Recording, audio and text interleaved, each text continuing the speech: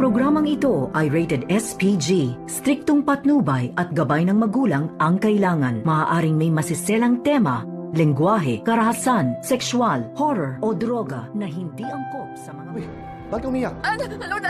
Hindi ko sinasadya. Bakit ano nangyari? Pagkatapos ng mahulog ni Don Pepe dito sa bangin, ay agad niyang tumawag itong si Zoe dito kay Don Carlos. At dito nga nagtaka itong si Carlos na kung bakit umiiyak itong si Zoe. At dito nga na sinabi ni Zoe na hindi daw niya sinadya na maitulak itong si Don Pepe sa bangin. At yun ang dahilan na kung bakit nasawi ito. At dito naman nag-alala ng husto itong si Carlos sa kanyang anak na si Zoe. At pinayuhan niya itong si Zoe sa dapat niyang gawin. Dapat palalabasin daw nila na si Moira ang gumawa nito nang sa ganon maabsuelto itong si Zoe at hindi makukulong dahil ang may kasalanan naman talaga ng nangyaring kidnapping ay walang iba kundi itong si Moira. Kaya sinabi ni Don Carlos dito sa kanyang anak na kinakailangan na gawin ni Zoe na ilaglag ang kanyang ina at sabihin na hindi siya ang gumawa nito at itong si Moira ang gumawa ng krimen. Samantala, todo iyak naman itong si Giselle nang makita ang tungkod ng ama na nakuha nga ng mga pulis dito sa pinagtaguan ni Balahadja kay Don Pepe.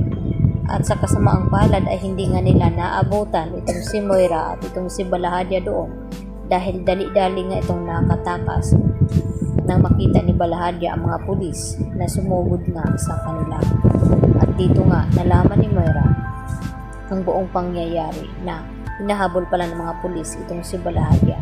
Kaya natakot na rin itong si Moira at mapipilitan na rin na magtago ito. Lalo pat nalaman ni Moira dito kay Zoe na wala na nga itong si Don Pepe dahil naitulak nga ni Zoe dito sa may tulay kung saan nahuli niya ito na tinatawagan itong si RJ at itong si Giselle at sinasabi ni Don Pepe nang nagpakidnap sa kanya ay itong si Zoe at itong si Moira. At hindi nga masyadong narinig dito ni Giselle at RJ ang mga sinasabi dito ni Don Pepe dahil sa signal na paputol-putol nga ito at hindi nila maiintindihan ang mga sinasabi sa kabilang linya.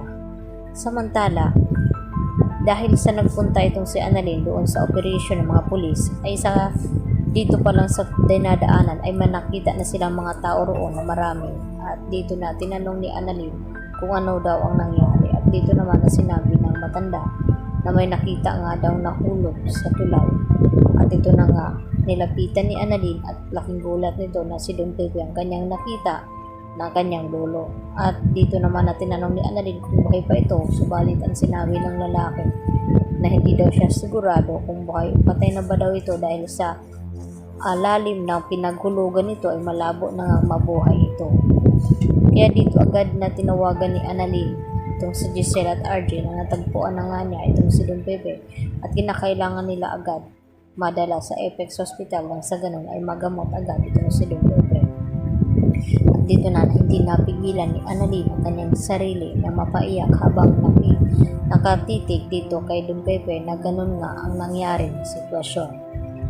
At dito naman na nagtataka na rin itong si Annalyn sa mga ikinikilos dito ni Carlos lalo na nang tumawag itong si Zoe at tawagin ni Zoe na ama itong si Don Carlos at gulat naman itong si Chang Susan nang malaman niya mula dito kay Lynette na kung bakit tinatawag ni Zoe na ama itong si Carlos. Dapat mag-imbestiga itong si Lynette dahil sa pakiramdam nito na may tinatagong lihim itong si Carlos at hindi nagsasabi ng totoo sa kanya dahil kinukutuban na nga ngayon itong si Lynette na may tinatago talagang sikreto itong si Carlos sa kanya. Kaya yan naman ang ating patuloy na pagkaabangan mga puso kung ano magiging kahinatnan dito sa ginawa ni Zoe na malaking krimen sa lolo ni Annalyn. Yan lang po at maraming salamat sa inyong panonood dito sa aking munting channel. Hanggang sa muli, bye-bye!